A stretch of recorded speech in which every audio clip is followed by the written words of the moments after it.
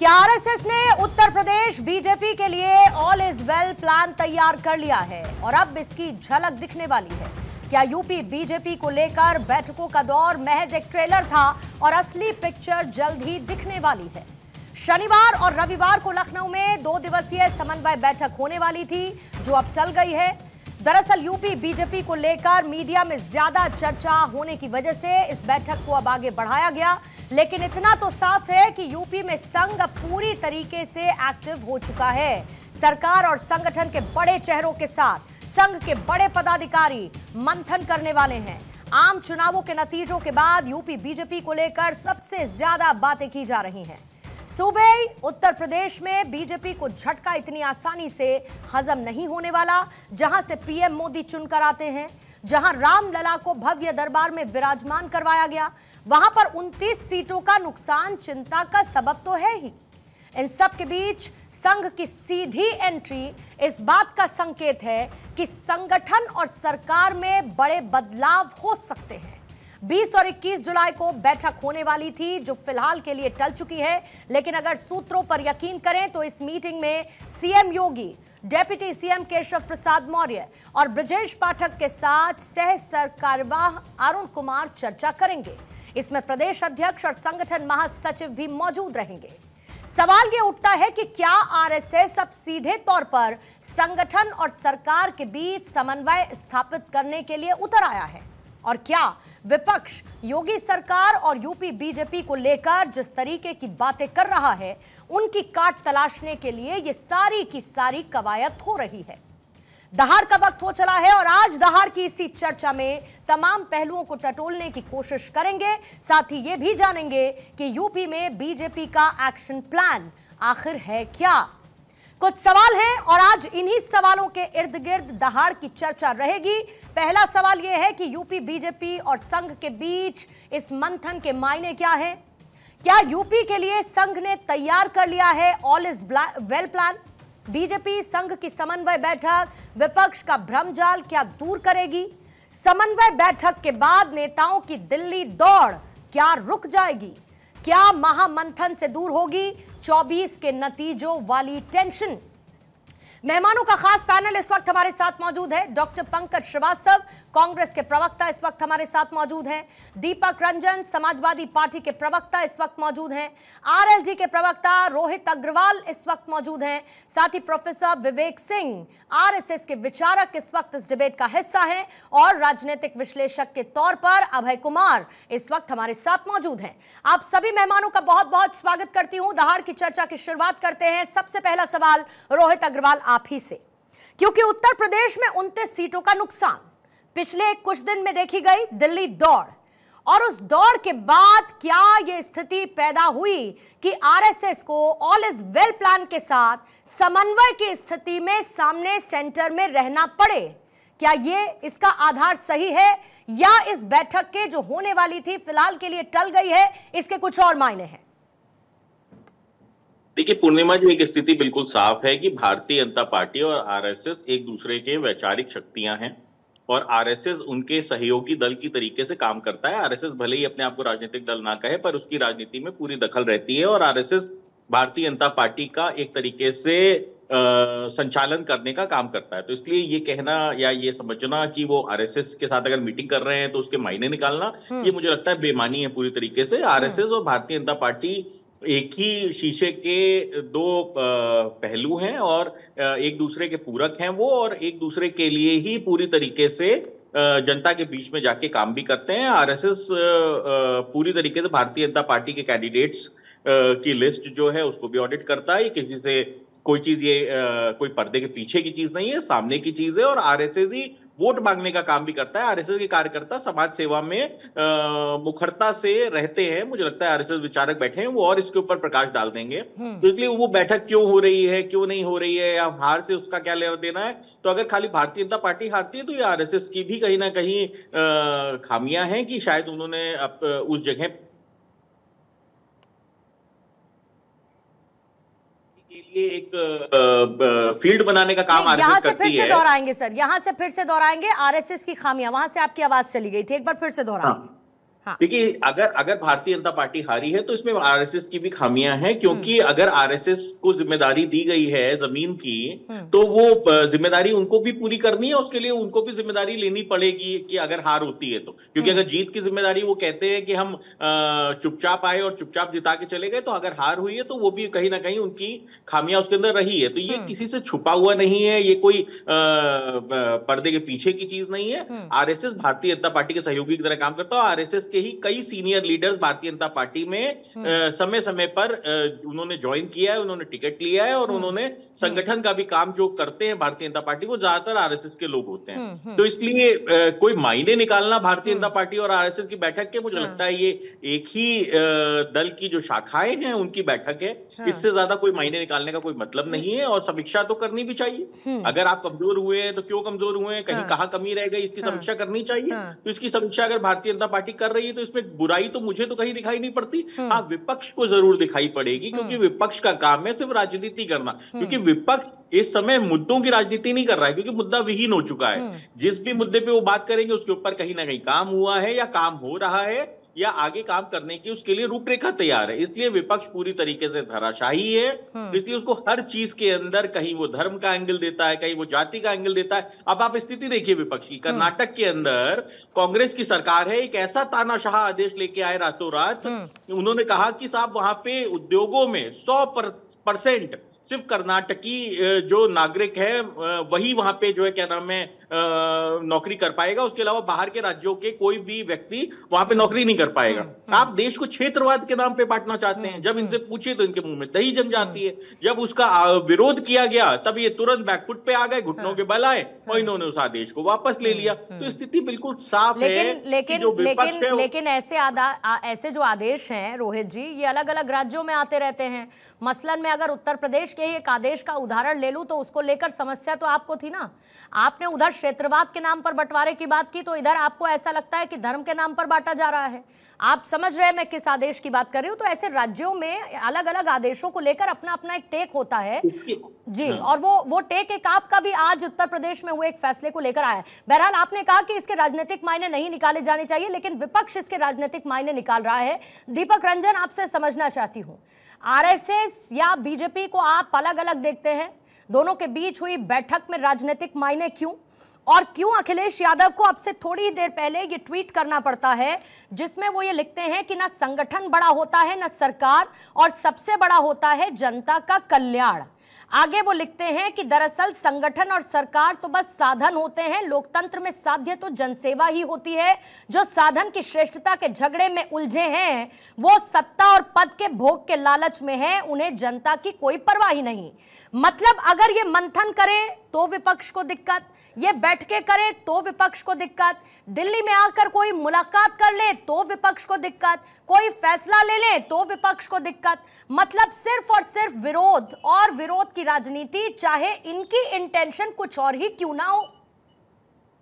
देखिए पूर्णिमा जी, मैं समझता हूं कि जो हमारे राष्ट्रीय अध्यक्ष अखिलेश यादव जी ने जो एक्स पर पोस्ट किया है उससे आप भी इत्तेफाक रखती होंगी। ये हर आदमी चाहता है कि पहले सर्वोपरि हो, जनता का कल्याण हो, और जनता का कल्याण सर्वोपरि होना चाहिए। और देखिए ऐसा आरएसएस में और भारतीय जनता पार्टी में कई बार विचारों को लेकर के मतभेद हुआ है। आरएसएस के प्रमुख जी ने कई बार भारतीय जनता पार्टी को, इनकी सरकार को आईना दिखाने का काम किया। अभी कुछ महीने पहले जेपी नड्डा साहब ने कहा कि अब हमें आरएसएस की आवश्यकता नहीं है। एक समय था जो हमें आरएसएस की आवश्यकता होती थी, लेकिन आज की तारीख में भाजपा भारतीय जनता पार्टी जो है अपने दम पर सक्षम है, सबल है, उसको आरएसएस की कोई आवश्यकता नहीं। तो समय समय पर आईना तो इन्हीं के लोग दिखाते रहते हैं। ये दोनों लोग आपस में एक होंगे, हम इनसे कोई लेना देना नहीं है पूर्णिमा जी। लेकिन कई बार विचारों में इन लोगों में आपस में मतभेद रहा। मोहन भागवत जी ने कहा कि मोदी के नाम पे और सिर्फ हिंदुत्व के नाम पे आपकी आने वाले 2024 की नैया पार नहीं हो सकती। देखिए वो सारी चीजें निकल करके आपके सामने आ गई। और इसका जेपी नड्डा साहब ने कहा कि हमको इनकी आवश्यकता नहीं, जिस टाइम हमको अटल जी की को थी उस टाइम आवश्यकता उस टाइम रही होगी। लेकिन आज की तारीख में भारतीय जनता पार्टी मोदी जी के राज में पूरी तरीके से सफल है, सक्षम है। तो आपस में इन लोगों में, और जिस तरीके से जो है चीजें दिख रही हैं, इससे कोई डिनाई नहीं कर सकता कि आपस में इन लोगों में जो है कोल्ड वॉर चल रहा है। और ये चीजें देखिए, अगर नहीं चल रहा होता, नई चीजें होती तो आप इस पर डिबेट नहीं कर रही होती आज की तारीख में। आज की तारीख में डिबेट का एक टॉपिक नहीं होता। और मैं समझता हूँ कि हम लोग पिछले कई दिनों से जो है 2-4-10 दिनों से जिस डिबेट पे भी हम लोग बैठ रहे हैं, उसका हॉट टॉपिक यही होता है कि आपस में इन लोगों में कोल्ड वॉर चल रहा है। कोई दिल्ली जा रहा है, कोई कहीं जाते हैं, कि कहीं कोई जाए, कहीं हमें कोई लेना देना नहीं। कोई मुख्यमंत्री रहे, कोई उप मुख्यमंत्री रहे, डिप्टी सीएम रहे, लेकिन जब चीजें जो निकल करके आती हैं पूर्णिमा जी, जब टीम 13 बनती है उत्तर प्रदेश में, तो उसमें दोनों उत्तर प्रदेश के दोनों डिप्टी सीएम नदारत रहते हैं। उसके बाद उनको कोई प्रभार भी नहीं दिया था, उनको प्रभारी भी नहीं बनाया था। तो जाहिर सी बात है, इस पर डिबेट आपका करना बनता है। और हम लोग चूंकि विपक्ष की हैसियत से यहाँ पे बैठते हैं, तो हम लोग आपकी बात का हम लोग जवाब देने का काम करते हैं। तो बहुत सी चीजें तो इन लोगों की तरफ से निकल कर गए ना। आज की तारीख में देखिए, हम लोग अपोजिशन में बैठने की हैसियत से पूर्णिमा जी, हम लोग सरकार को के बारे में बताते थे, या जो कुशासन के बारे में बताते थे, तो हो सकता है कि लोग कहते थे भाई ये तो अपोजिशन का है। आज की तारीख में तो इनके सत्ता दल के लोग, इनके विधायक, इनके सांसद, इनके पूर्व मंत्री लोग कैसे कैसे आरोप लगा रहे हैं। अभी एक आपने गोरखपुर के देखा होगा, वहां के जो वर्तमान के कई बार के विधायक हैं और वीर बहादुर सिंह जी के पुत्र फतेह बहादुर सिंह जी, उन्होंने क्या आरोप लगाया? अपनी जान का खतरा, जिसकी सरकार डबल इंजन की सरकार हो, केंद्र में सरकार हो, उत्तर प्रदेश में सरकार हो, और वो अपने जान के खतरे की बात कर रहा हो। और साथ ही साथ ये भी कह रहा हूं कि 11 दिन पहले मैंने कप्तान साहब को, एसएसपी महोदय को, और मैंने माननीय मुख्यमंत्री जी को मैंने लिख करके दे दिया, मैंने लिखी शिकायत की।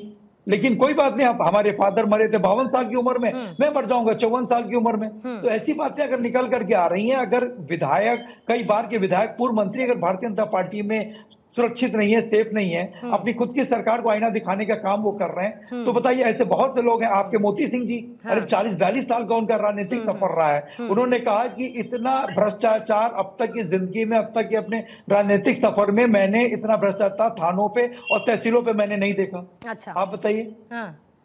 तो चीजें तो इनकी तरफ से आ रही ना। ठीक है सर, आप ये जरूर कह रहे हैं कि हमको इससे कोई लेना देना नहीं, किसकी दिल्ली दौड़ होती है, कौन वहां पर मुलाकात करता है, किससे मिलता है, हमको इससे कोई लेना देना नहीं। लेकिन अपॉर्चुनिटी तो है ना सर विपक्ष की, विपक्ष के पास एक अपॉर्चुनिटी तो है ना। और उसकी वजह क्या है? उसकी वजह क्या है मैं आपको बताती हूँ सर, उसकी वजह क्या है? मैं यही तो कह रहा हूँ पूर्णिमा जी, मैं यही तो कह रहा हूँ कि मौका तो ये दे ही रहे ना। अगर आप अपॉर्चुनिटी दोगे तो मैं अपॉर्चुनिटी लेंगे ही लेंगे, क्यों लेंगे? नहीं, मौका दे रहे हैं, या आप बिटवीन द लाइंस रीड करके एक रेगुलर मीटिंग से मौका निकालने की कोशिश कर रहे हैं?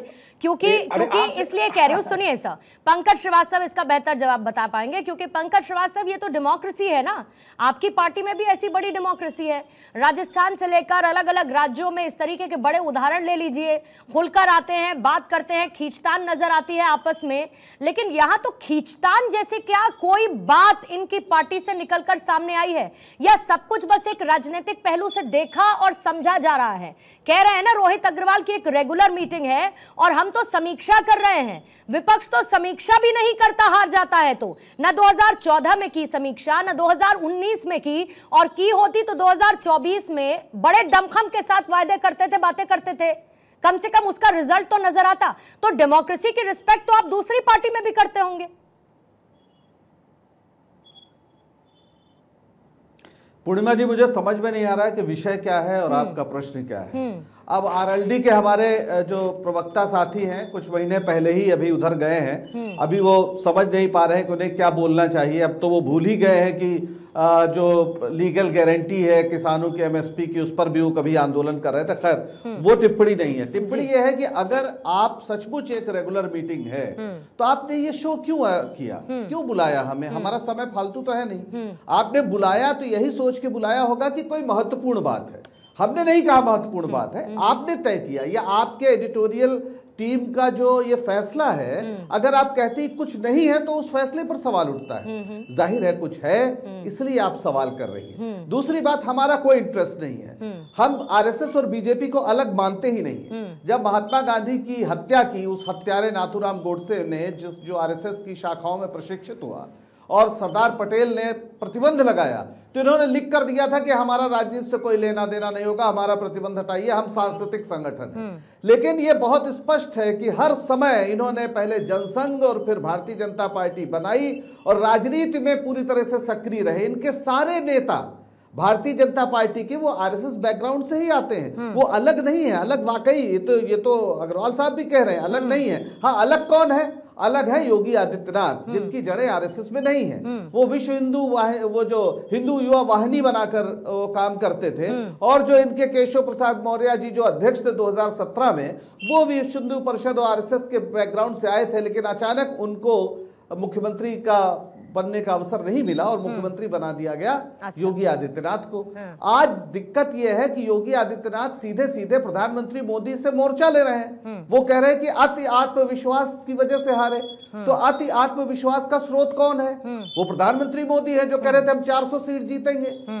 तो सीधी सी बात है कि केशव प्रसाद मौर्य अगर ये कह रहे हैं कि संगठन सरकार से बड़ा होता है, अरे भाई ये तो कक्षा 5 की चीजें हैं, आपको अचानक मीटिंग में बोलने की जरूरत क्यों पड़ रही हो? इतना ही नहीं बोल रहे हैं, आप ये भी कह रहे हैं कि हम कार्यकर्ताओं के दर्द के साथ है। तो दर्द आया कहां से?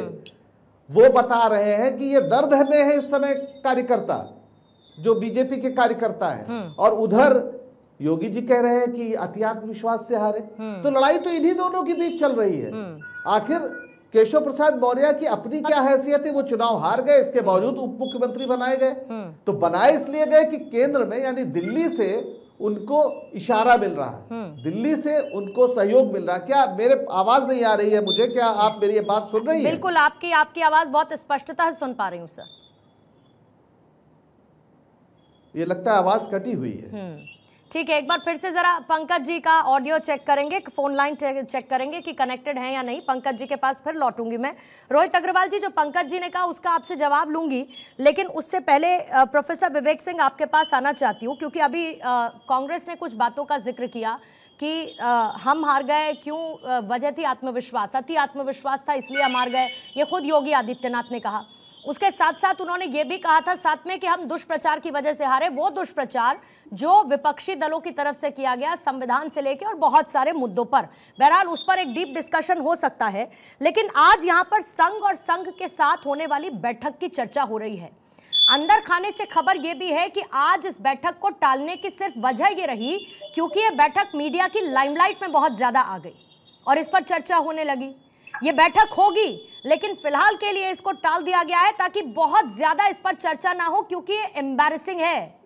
वाकई में क्या ये एम्बैरेसिंग है, और वाकई में क्या आरएसएस इस रोल में इस वक्त खड़ा है कि अगर खींचतान की स्थिति है तो अब हमको आना पड़ेगा बीच में, और हमको ऑल इज वेल प्लान के साथ सब कुछ सेटल डाउन करना पड़ेगा, क्योंकि आगे न सिर्फ उपचुनाव है बल्कि विधानसभा चुनाव भी उत्तर प्रदेश के सामने है, और पार्टी की स्थिति को मजबूत करना पड़ेगा on a positive note. Vivek Singh ji. देखिए पूर्णिमा जी नमस्कार। नमस्कार। मैं सुन रहा था। देखिए पूर्णिमा जी, हम सब जानते हैं कि संघ जो है हमेशा से एक एक्टिव रहा है। ऐसा नहीं कि अभी एक्टिव संघ रहा है। आप देखिए पिछले आपको एक हफ्ते में आप देखिए संघ एक्टिव है और काफी प्रदेशों में एक्टिव रहा है।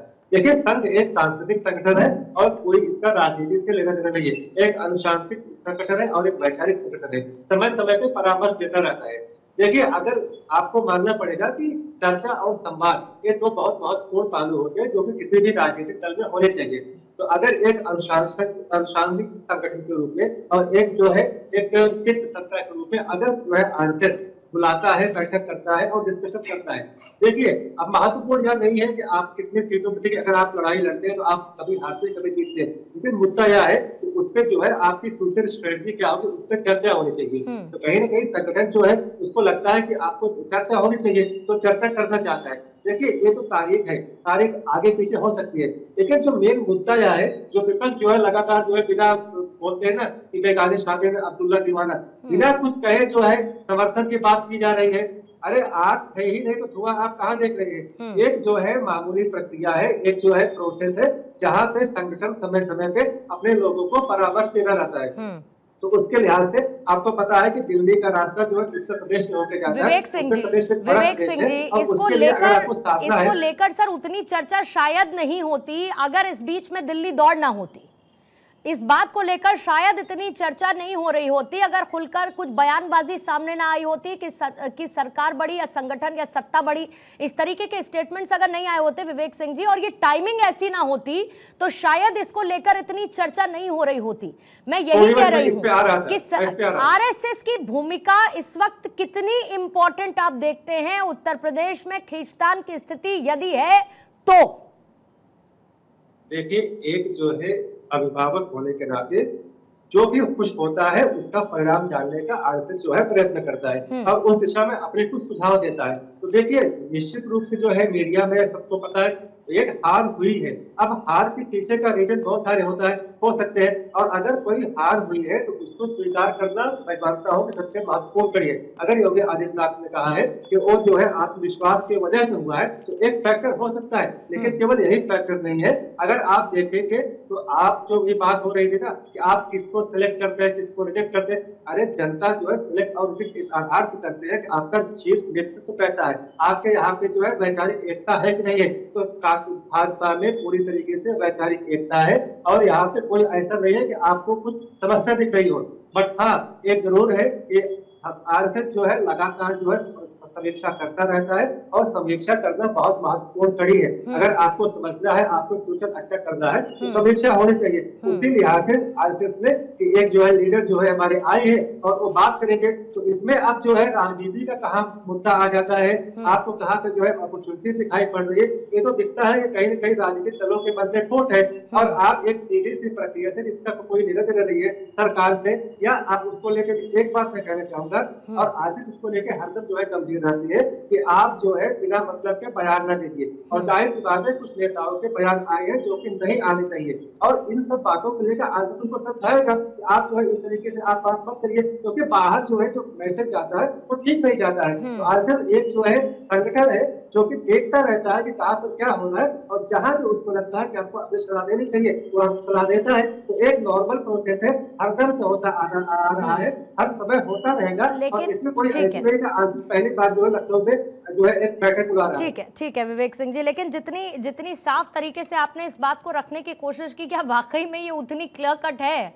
ये इसीलिए चर्चा हो रही है क्योंकि बहुत कुछ है इसमें बात करने लायक, और क्योंकि रोहित अग्रवाल जी ने शुरू में कह दिया कि भाई जिम्मेदारी भी लेनी होगी आरएसएस को अगर इतना बेहतर प्रदर्शन नहीं हुआ।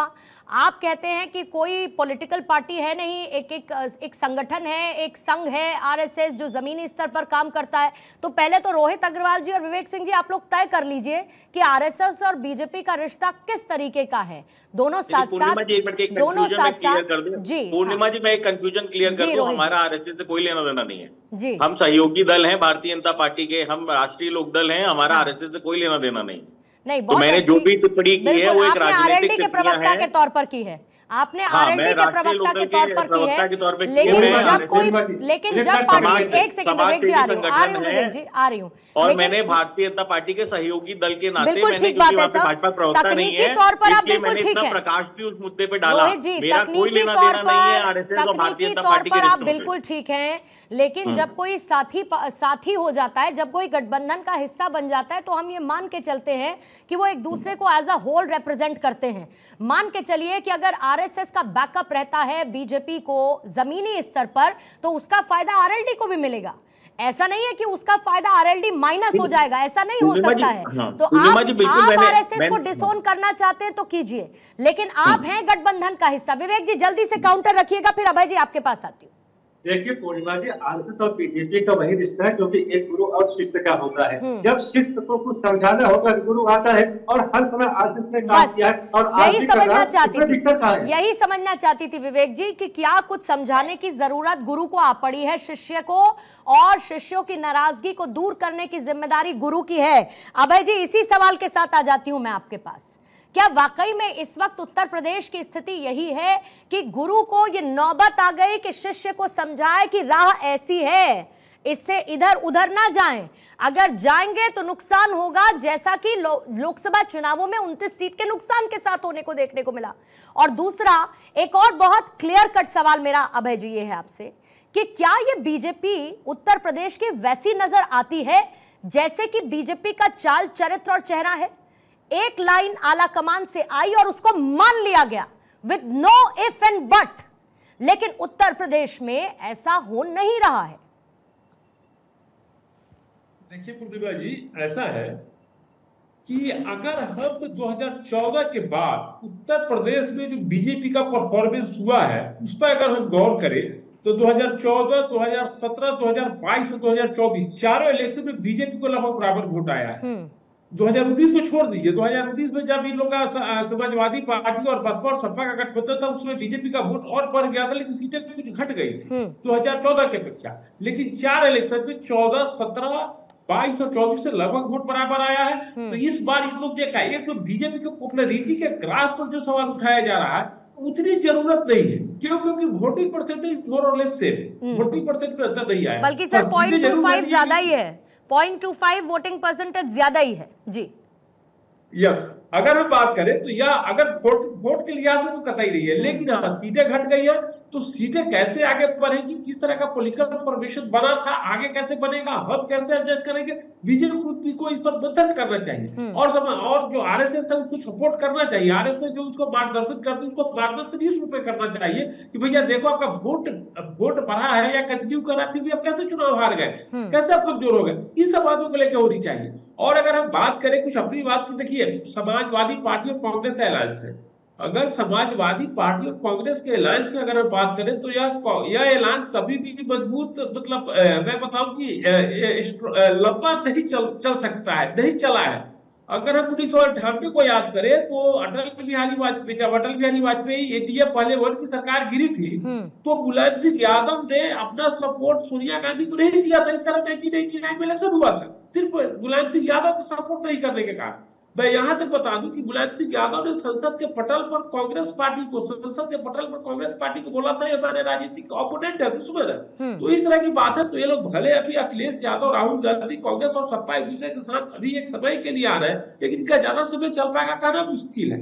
तो कहने का यह है कि बीजेपी के लिए उतनी जितनी जो मीडिया का एक जो बना रही है कैसे हो गई बीजेपी पूरी तरह साफ हो गई, ऐसे हाफ हो गई, साफ हो गई, कुछ हो गई, वैसी वोटिंग के लिहाज से तो कतई बात नहीं। लेकिन सर ये बात तो है ना कि जहां पर अगर आपको मान के चलिए वोट परसेंटेज भले ही 0.25 जैसा कि मैंने कहा बढ़कर रहा है, लेकिन ये झटका तो है ना, जहां पर आपने रामलला मंदिर का निर्माण कर दिया, एक लंबा इंतजार था, जहां से प्रधानमंत्री खुद चुनकर आते हैं, जहां पर बीजेपी का प्रदर्शन बहुत शानदार रहा, इस बार का टारगेट और ज्यादा बेहतर करने की दी गई। और फिर मैं वापस उसी सवाल पर आती हूं जब मैंने ये कहा कि एक वो बीजेपी जब आला कमान से एक लाइन आती थी जिसमें कोई इफ एंड बट नहीं होता था। आजकल लोग पूछ रहे हैं कि केशव प्रसाद मौर्य का असली दर्द है क्या, ये नौबत क्यों आन पड़ी, और यही वजह है ना कि आरएसएस को इंटरवेन करना पड़ रहा है समन्वय बनाने के लिए, क्योंकि न सिर्फ उपचुनाव है बल्कि विधानसभा चुनाव भी है और नुकसान ना हो ऐसा इसकी तैयारी तो करनी पड़ेगी। अगर ऐसा है कि आपके वो बीजेपी वाले सवाल पर बात जो होगा, पहले मैं इस पर बात कर लेता हूँ कि देखिए एपीटीपी जो भारत में वोटिंग प्रोसेस फॉलो होता है उसमें वोट का सीट से डायरेक्ट अगर संबंध निकाला जाए थोड़ा मुश्किल होता है। मैं आपको ले चलूंगा 2008 के कर्नाटक के असेंबली पोल पर जब बीजेपी को 110 सीट आया था और कांग्रेस को 80 सीट आया था, बीजेपी को लगभग पूर्ण बहुमत मिला था। उस समय भी बीजेपी को कांग्रेस से 2.5 लाख कम वोट मिला, कांग्रेस को ज्यादा वोट मिला, सीटें 80 मिली, 91 लाख वोट कांग्रेस को मिला, सीटें 80 मिली थी, और बीजेपी को मिला था 89 लाख वोट, 2.5 लाख वोट का आया था और 110 सीटें मिली थी। तो एपीटीपी जो वोटिंग सिस्टम भारत में फॉलो होता है उसके अनुसार अगर चलेंगे तो सीट और मतलब इसमें अगर एडजस्टमेंट किया जाए तो थोड़ा उतना सुटेबल बनता नहीं है। और जहां तक बात रही कि बीजेपी के लीडरशिप की बात रही तो बिल्कुल सही बात है कि बीजेपी का लीडरशिप इतना मजबूत था, केंद्रीय लीडरशिप को मैं इतना मजबूत मानता था कि देखिए 3 राज्यों में मुख्यमंत्री का कैसे सिलेक्शन हुआ, मनोहर खट्टर जी को कैसे मतलब रिप्लेस किया गया, और उस आधार पर अगर हम देखें तो बिहार तो यूपी में भी कुछ ऐसी बातें चल रही है, लेकिन मैं उसका तो मैं देख पा रहा हूँ कि उसका मैं कोई विशेष महत्व नहीं देख पा, क्योंकि इसी पॉलिटिक्स की बात हो रही है। आपने सुना राजनीतिक विश्लेषक को भी, आपने आरएसएस विचारक को भी सुना, सीधे सीधे कह रहे हैं कि हम तो समीक्षा कर रहे हैं, लेकिन कोई एक दिन ऐसा नहीं होता है कि अखिलेश यादव उत्तर प्रदेश में जो कुछ भी चल रहा है उसको लेकर वो कटाक्ष ना करें। ऐसे बहुत सारे आपके सरकार में साथी बने, समाजवादी पार्टी के साथ आए, फिर उनसे अलग हो गए, आप जिस गठबंधन का हिस्सा हैं उसमें भी ऐसी बहुत सारी बातें सामने आती हैं। फिर मैंने ऐसे बहुत सारे बयानों का जिक्र किया जो आप अपने डेमोक्रेसी के तौर पर बताते हैं। तो ऐसे में अगर उत्तर प्रदेश बीजेपी में यही डेमोक्रेसी देखने को मिल रही है तो इसमें political opportunity Samajwadi party Akhilesh Yadav क्यों तलाश रहे हैं? देखिए पूर्णिमा जी, अभी आदरणीय अभय कुमार जी जो है एक अच्छे पॉलिटिकल एनालिस्ट है, मैं इनकी प्रशंसा भी करता हूं। इन्होंने पूरी चिंता कर ली इंडिया गठबंधन की कि इंडिया गठबंधन इंटैक्ट रहेगा या नहीं रहेगा, कि कितने दिन रहेगा, लेकिन एक बार भी इन्होंने इस पर प्रकाश नहीं डाला कि जो बैसाखी पे चल रही सरकार है वो कितने दिन की मेहमान है, कितने दिन चलेगी, कितने दिन नहीं चलेगी। क्योंकि देखिए, आंध्र प्रदेश के चंद्रबाबू नायडू जी की विचारधारा अलग है, आपके नीतीश कुमार जी की विचारधारा अलग है, उस पर इन्होंने एक बार भी प्रकाश नहीं डाला कितने दिन ये लोग इंटैक्ट होकर चलेंगे। देखिए, ये चिंतन कर लें, मनन कर लें, मंथन कर लें, कुछ भी कर लें, देखिए पूर्णिमा जी अब कुछ होने वाला नहीं है। अब उत्तर प्रदेश की जनता जो है वो इनसे स्वास्थ्य, शिक्षा, रोजगार, महंगाई, दवाई, पढ़ाई, सिंचाई के बारे में बात करना चाहती है, लेकिन ये लोग आते हैं, कभी केंद्र के आ जाते हैं, कभी सेंट्रल के आ जाते हैं, कभी दिल्ली से आ जाते हैं, यहाँ पर बातचीत होती है, लेकिन आज की तारीख में अल्टीमेटली सफर तो जनता कर रही है ना। हमारा ये उद्देश्य है कि उत्तर प्रदेश की देवतुल्य जनता वो सफर ना करे, आपस में आप लोग की जितनी भी मीटिंग्स होती हैं वो मीटिंग्स होती रहे। आज की तारीख में जो अधिकारी हैं वो भी अपने मौज मस्ती में, ये हम देखिए, हम तो आरोप लगाते थे और विपक्ष आप ये कह रहे हैं कि सरकार ने काम करना बंद कर दिया है? कहाँ कर रहा है, बता दीजिए, कहाँ दिख रहा है आपको काम? नहीं, आपको ऐसा क्यों लगता है कि सरकार ने काम करना बंद कर दिया है? आप बता दीजिए ना कि स्वास्थ्य की दिशा में कहीं बता दीजिए, आप शिक्षा की दिशा में कहीं बता दीजिए, इनको क्यों जिता दिया जनता ने? ये फिर इनको जिता क्यों दिया जनता ने सर? तो अरे आपने कहा ना कि उत्तर प्रदेश में जो है वोट परसेंट इनका कम नहीं हुआ, तो उस तरीके से तो जो 5 राज्यों के चुनाव होते, मध्य प्रदेश, राजस्थान, छत्तीसगढ़ और 2 राज्यों के और चुनाव हुए थे, वहां पर तो इंडिया गठबंधन का वोट बढ़ा था, लेकिन सरकार नहीं बन पाई। तो इसके लिए आप क्या कर सकती हैं? आप कहा महाराष्ट्र में एमएलसी चुनावों में क्या हुआ अलायंस का आपके सर? एमएलसी को चुनाव पूर्णिमा जी कैसे होता है वो आपको भी मालूम है, हमको भी मालूम है। एमएलसी चुनाव छोड़ दीजिए सर, मेरा लेकिन कहने का मतलब ये है, नहीं, मेरा कहने का मतलब ये है कि मुझे पता है चुनाव कैसे होते हैं, लेकिन उन चुनावों में क्रॉस वोटिंग के लिए किसी ने गर्दन पर छुरी थोड़ी रखी थी किसी के सर। अरे पूर्णिमा जी बात तो आने दीजिए। क्रॉस वोटिंग के लिए किसी ने गर्दन पर छुरी थोड़ी रखी थी। मैं आपकी बात से बात निकाल रही हूँ सर, मैं आपकी बात से बात निकाल रही हूँ। आपने कहा कि उत्तर प्रदेश में काम नहीं हो रहा। 13 सीटों में जो बाय इलेक्शन रहा उसका क्या रिजल्ट रहा, उस पर प्रकाश डाल दीजिए। बिल्कुल, उसका नतीजा आपको भी पता है, मुझे भी पता है। मैं तो एक उदाहरण दे रही हूँ आपको। जब आप ये देखते हैं, जब आप ये देखते हैं, मैं भी आपको बता रहा हूँ पूर्णिमा जी कि जो 13 जगह सीटों में बाय इलेक्शन हुआ उसका क्या रिजल्ट रहा। इसके मतलब हिंदुस्तान की देवतुल्य जनता भारतीय जनता पार्टी को नकार चुकी है। और किसी तरह के बैसाखी पे चल रही सरकार उत्तर प्रदेश में क्या हुआ आपने देखा, 64 से होकर के 33 पे आ गई है। क्यों आखिर आ गया? नहीं, आपके लिए तो देखिए उत्तर प्रदेश में इस बार के नतीजे बाछे खिला देने वाली है, इसमें कोई दो राय नहीं है। इसमें कोई दो राय नहीं है सर, इसमें कोई दो राय नहीं है कि उत्तर प्रदेश में इस बार समाजवादी पार्टी का जो ठीक है सर वो बाछे खिलाने वाला, इसमें कोई दो राय नहीं है। लेकिन मैं तो ये कह रही हूँ कि आप ये देखिए कि सुनिए सर, दीपक जी मेरी बात सुनिए, दीपक जी मेरी बात सुनिए, मैं कह रही हूँ, आती हूँ रोहित जी, तीनों मेहमान इस पर एक एक प्रतिक्रिया देना चाह रहे हैं, मैं उनके पास भी आऊंगी। लेकिन मैं ये कह रही हूँ दीपक जी कि ये बैठक कर रहे हैं, ये चर्चा कर रहे हैं, बार बार ये आत्ममंथन कर रहे हैं कि भाई क्या हो गया, हम किस वजह से, ये स्वीकार कर रहे हैं कि हम अति आत्मविश्वास की वजह से हार गए। वो ये भी कहते हैं कि विपक्ष ने दुष्प्रचार किया, इस वजह से भी हम हारे। वो आने वाले उपचुनाव की तैयारी की भी बात करते हैं, वो अपनी कमियों को भी देख रहे हैं, वो ये भी देख रहे हैं कि विधानसभा चुनाव होने हैं, तो वो तो प्रोग्रेसिव मोड में है ना कि अगर कमियां हैं तो उन कमियों को हम दुरुस्त करें। लेकिन उन कमियों के बीच में आपके लिए तो सिर्फ और सिर्फ पॉलिटिकल माइलेज है ना।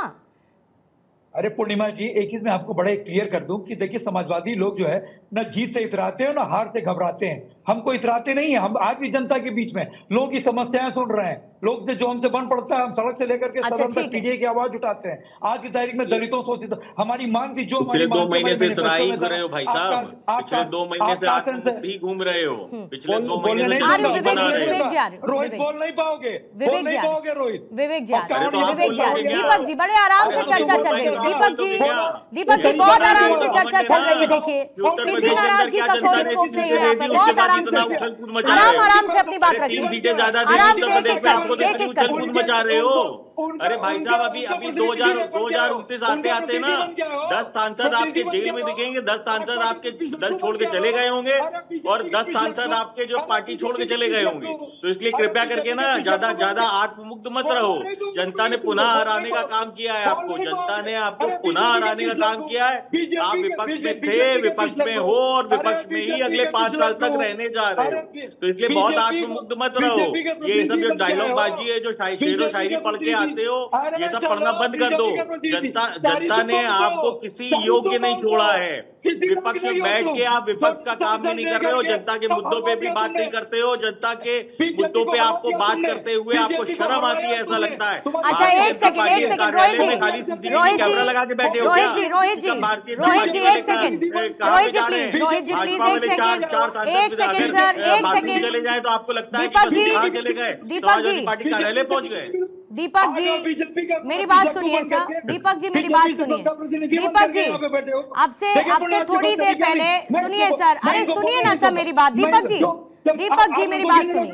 आपकी तरफ से एक मॉनसून ऑफर आया था, मेरी बात सुनिए दीपक जी क्यों बोल रहे थे बीच में? ये दीपक जब टर्न मेरा था आपने इनको रोका कि जब टर्न दीपक रंजन का है, अभी तो मैं बात कर रही हूँ ना सर, अभी तो मैं बात कर रही हूँ ना, मुझसे लड़कर आप क्या कीजिएगा, मुझसे लड़कर आप क्या कीजिएगा? रोहित जी आप लोगों का आपसी प्रेम मेरा समय जाया करता है सर, आप लोगों का आपसी प्रेम डिबेट के दौरान मेरा समय जाया करता है। आपका इतना ये जो गहरा प्रेम और गहरा लगाव है, ये डिबेट के समय मेरा समय जाया करता है। रोहित जी प्लीज शांत हो जाइए। रोहित जी 2047 तक सत्ता नहीं मिलने वाली इनको, पूर्णिमा जी बता दीजिए। ठीक है सर, 2047 तक ऐसे ही बौखलाए घूमेंगे, ऐसे ही बौखलाए घूमेंगे। अच्छा एक सेकंड दीपक जी, भैया हम लोग तो टोटी बचाते बचाते थक गए हैं। दीपक जी सरकारी कार्यालयों की टोटी बचाएंगे, संसद भवन की टोटी बचाएं, नहीं संसद भवन की टोटी बचाएंगे, सरकारी कार्यालयों की टोटी बचाएं, तो टोटी बचाते बचाते थक गए हम। अरे चोनी पलट गई, चोनी छाप चोनी पलटा दिए। अच्छा डाल दें आपको, एक मिनट सर, एक पैसे की हैसियत नहीं, वो यहाँ पे बैठ के ज्ञान दे रहे हैं। एक पैसे की जिनकी हैसियत नहीं, जनता ने नकार दिया तीसरी बार, जनता ने तीसरी बार नकार दिया। उत्तर प्रदेश में प्रदेश सरकार ने दूसरी बार नकार दिया, यहाँ बैठ के ज्ञान दे रहे हैं। जनता ने तीसरी बार नकार दिया इनको, तीसरी बार।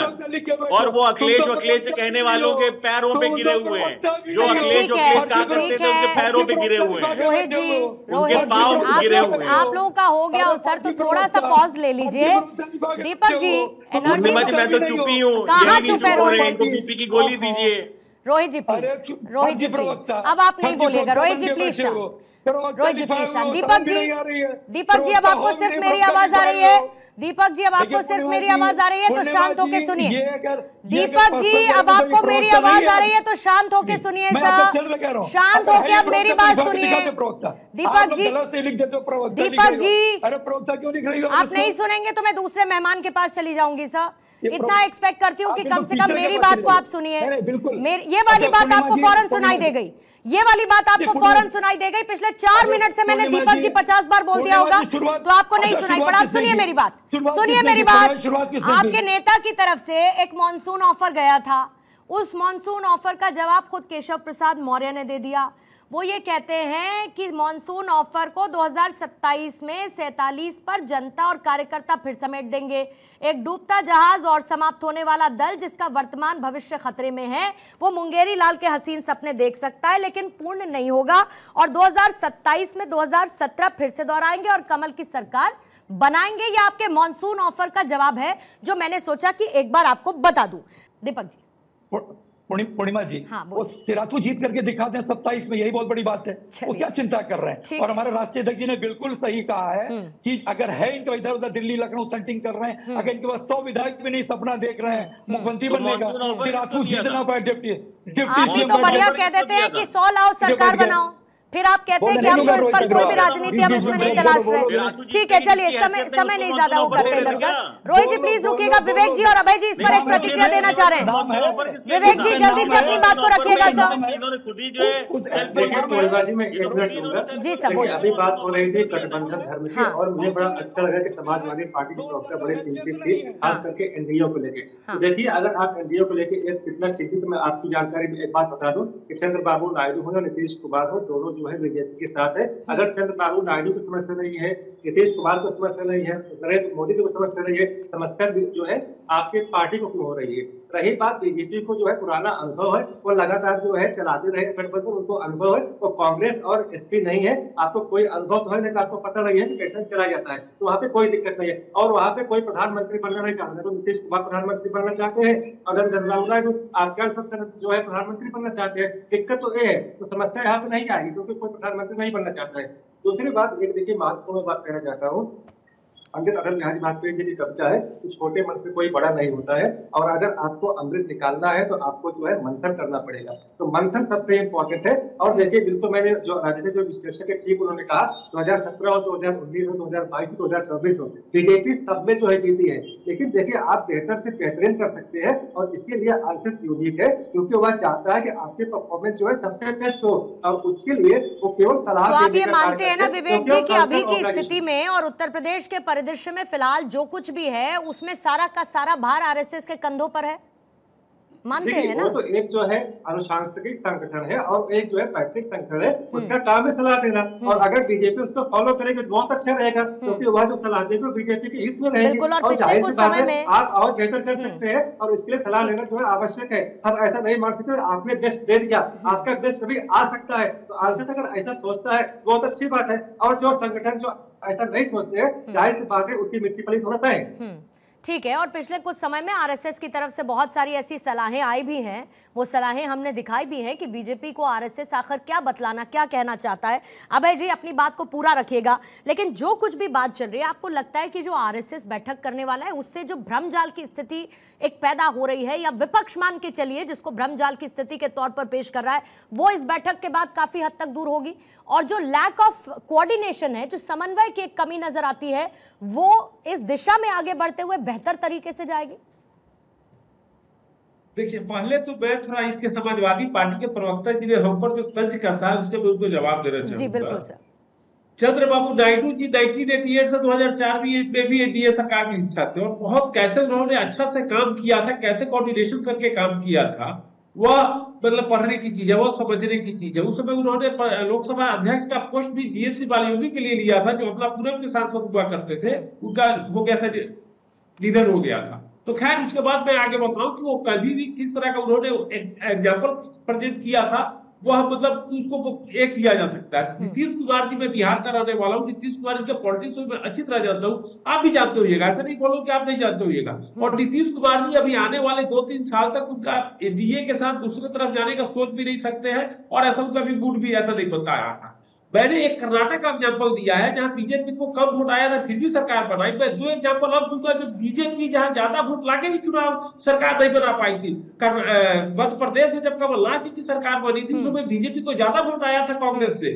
जब आखिरी बार जम्मू कश्मीर में इलेक्शन हुआ था उसमें बीजेपी को सबसे ज्यादा वोट आया था, लेकिन सीटें कम आई थी, सीटें भी कम आई थी। तो कहने का एपीटीपी पे बीजेपी का मतलब, अब मैं बीजेपी का बता रहा हूँ, जब आपने तंज कस दिया तो मैं बता रहा हूँ। और मैं जहां तक बता रहा हूँ कि देखिए ऐसा है कि ये लोग राय का पहाड़ भी बनाने का कुछ हद तक प्रयास कर रहे हैं कि देखिए बीजेपी का वहां पर वोट एज यूजुअल रहा, लेकिन सीटें घट गई। वोट अब इसमें कोई ये नहीं है, सीट भी कैसे बढ़ाया जा सकता है, वोट भी कैसे कंटिन्यू किया जा सकता है, वहां जो नई जो परिस्थिति पॉलिटिकल परिस्थिति बनी है उसमें कैसे एडजस्टमेंट होगा, या बीजेपी और आरएसएस के बीच की आपस की बात है। लेकिन अब इन लोगों को, जैसे कि अभी लोगों ने देखा कि जैसे मतलब इनको 240 सीट पर सिमट गए हैं, इनको 272 मिला नहीं, तो इन लोगों को तो पहले लगा कि भैया सरकार नहीं बना पाएंगे, ऐसे होगा वैसे होगा, लेकिन सरकार बन गई, लोकसभा अध्यक्ष जब चुनाव हो गया तो इन लोगों को लग रहा है कि भैया अब तो नरेंद्र मोदी कहीं से मतलब उससे दिख नहीं रहा है। तो इन लोगों की जो हताशा है ना सामने भी निकल के आ रही है। ये लोग कुछ दिन तक काफी खुश हुए थे कि नहीं नरेंद्र मोदी को दिक्कत होगा, ऐसे होगा, या एक कुछ डिमांड करेंगे वो कुछ डिमांड कर, लेकिन नरेंद्र मोदी ने 2014 और 2019 का पैटर्न सरकार बनाया, उसी तरह से लोकसभा अध्यक्ष का चुनाव किया। तो इन लोगों की हताशा बढ़ती जा रही है। दीपक जी से जवाब ले लें। लोग बातें बोल रहे हैं, और देखिएगा कि मैं बता रहा हूँ कि यूपी में भी एक बीजेपी बेहतर कैसे करे इसके लिए काम कर रही है। तो इन लोग से डरने की जरूरत है, नहीं बीजेपी को हताश होने की जरूरत है। ठीक है सर, ठीक है, जल्दी से दीपक जी जवाब दीजिएगा, फिर उसके बाद पंकज जी आपके पास आते हैं। पूर्णिमा जी देखिए, अभय कुमार जी ने बहुत अच्छी बात कही, लेकिन इन्होंने शायद ये नहीं देखा कि पूरे देश ने इन लोगों को पलटते हुए भी देखा। चंद्रबाबू नायडू जी किस तरीके से पलटे, आदरणीय नीतीश कुमार जी किस तरीके से पलटे, तो इन लोगों को पलटने में भी देर नहीं लगती। और जिस तरीके से लोग पलटे हैं, इस चीज की क्या गारंटी है? क्या कभी नहीं पलटे हैं, सरकार कभी नहीं पलटा है, क्या अलग होने के बाद क्या बात है? चंद्रबाबू नायडू क्या इनके साथ थे अलायंस में? चंद्रबाबू नायडू देखिए, जब 2004 के बाद जब सत्ता से अलग हो गए थे तो कुछ राष्ट्रीय वस्तु जरूर बाहर चले गए थे, लेकिन उसके बाद कभी भी जब उन्होंने अलायंस में रहे तो अलायंस में रहे। नहीं, लेकिन दीपक जी ये तो आपके लिए भी, दीपक जी ये तो आपके लिए भी बहुत नॉर्मल है ना कि साथ रहे फिर अलग हो गए। अब दो लड़कों की जोड़ी ने एक बार सोचा कि हम विधानसभा चुनाव साथ लड़ते हैं, नहीं काम किया तो फिर साथ में नहीं आई ना दो लड़कों की जोड़ी, फिर अलायंस में एज अ होल आ गई। तो ये तो आप नॉर्मल समझते होंगे ना, इसमें तो कौन सी बड़ी बात है। आज शिरोमणि अकाली दल कहाँ है इनके साथ? हाँ। ऐसी बहुत सी पार्टियां जिनके साथ आई गई, ओम प्रकाश राजभर जी ने इनका साथ छोड़ा, फिर नहीं, लेकिन वो भी लेकिन सर वो भी आप, लेकिन सर वो भी आप ये समझिए कि अलग अलग पार्टीज में ऐसी बहुत सारी पार्टीज है जो आपके अलायंस का भी पार्ट है, जो कभी आपकी विचारधारा में एक साथ एक जैसी नजर नहीं आई, लेकिन आज क्योंकि मोदी के खिलाफ चुनाव लड़ना था इसीलिए सब साथ आए ना। आप लोगों की विचारधारा कहां से कहां तक मैच करती है बताइए ना? नहीं करती है ना। मोदी के देखिए मैं आपको बताऊं, मैं मोदी के खिलाफ हम चुनाव नहीं लड़ रहे थे, हम उनकी नीतियों के खिलाफ चुनाव लड़ रहे थे, उनके सिद्धांतों के खिलाफ। अरे सर सब कहते थे कि हम एक साथ इसीलिए लड़ेंगे क्योंकि हमको मोदी को हराना है। मैं स्टेटमेंट्स निकाल के सुनवा दूंगी सर, मोदी को हराना है तो हमको साथ आना है, ये आपका ध्येय वाक्य रहा अलायंस का, लेकिन नहीं हरा पाए। पूर्णिमा जी बीजेपी भी तो कहते थे अब की बार मोदी सरकार कह के दिखा दे, अब की बार आ तो गई ना सर मोदी सरकार कह के दिखा दे। तीसरी बार मोदी सरकार आ गई, नेहरू के बाद ऐसा अब हुआ कि तीसरे टर्म में किसी ने सरकार रिपीट की। हम ये अगर हमारे मित्र जी जो है बैठे हुए रोहित अग्रवाल यही कहते हैं कि मोदी सरकार, रोहित भाई कहते हैं मोदी सरकार, ये एनडीए की सरकार है, मोदी सरकार है, बता दें। नहीं तो वो तो खुद ही कहते हैं एनडीए की सरकार, तो आप क्यों चाहते हैं कि कहा जाए? क्यों कह रहे? पहले तो कहते थे अब की बार मोदी सरकार, मोदी है तो मुमकिन है, अब क्यों नहीं कह रहे? मोदी के नेतृत्व में एनडीए की सरकार है। आपको पहले कोई नहीं शब्दों को जानकारी आप भी थोड़ी बढ़ा लीजिए सर, ये बेसिकली शब्दों के साथ खेलना किसी भी पॉलिटिशियन के लिए एक मंझी हुई बात होती है, तो बहुत बखूबी आप उसको कर रहे हैं, लेकिन उसमें बेवजह फेर में मत फंसाइए ना। आपने साथियों की बात की, इसीलिए मैंने आपको ये तमाम बातों का जिक्र किया। ठीक है, पंकज जी के पास मुझे जाने दीजिए सर, बहुत देर से वो इंतजार कर रहे हैं। पंकज जी के पास जल्दी से पंकज जी आपसे एक जवाब मैं लेना चाहूंगी। कुल मिलाकर बीजेपी तो अपनी तैयारी कर रही है, फिर चाहे आरएसएस समन्वय के तौर पर अपनी भूमिका निभाए करने के लिए बेहतर, लेकिन आने वाले समय में उपचुनाव भी है, उपचुनाव के बाद फिर विधानसभा चुनाव भी है, और जाहिर है कि इस बार एक बेहतर नंबर के साथ कांग्रेस आई लोकसभा के चुनावों में। आपको लगता है कि इनका एक साथ चीजों को दुरुस्त करने ला कांग्रेस के लिए फिर से एक टेंशन है, और ये अपनी टेंशन को कम से कम इस बैठक के साथ दूर करने का प्रयत्न जरूर करेंगे? पूर्णिमा जी, ये लोग कितनी बैठक करते हैं, क्यों करते हैं, किस मुद्दे पे करते हैं, उनका मसला है, लेकिन इस समय जो सब नजर आ रहा है, और आपने इसीलिए शायद ये शो किया, मैंने पहले भी इस बात को कहा कि आप इसके महत्व को समझ रही हैं, क्योंकि दोनों एक दूसरे की सरकार गिराना चाहते हैं। अभी जिस तरह से योगी आदित्यनाथ ने फैसला लिया कि सब नाम लिखे अपने जितने भी लोग हैं अपने धर्म को, ताकि वो पहचाने जाए, इसका विरोध कौन कर रहा है? इसका विरोध नीतीश कुमार जी की पार्टी से शुरू हो गया है, केसी त्यागी जी का बयान आ गया है। तो योगी सब कुछ वो कर रहे हैं जिससे कि नरेंद्र मोदी दबाव में आए, और नरेंद्र मोदी वो सब कुछ कर रहे हैं जिससे योगी से किसी तरह छुटकारा मिले, क्योंकि केशव प्रसाद मौर्य अपने आप ये बात नहीं कह सकते।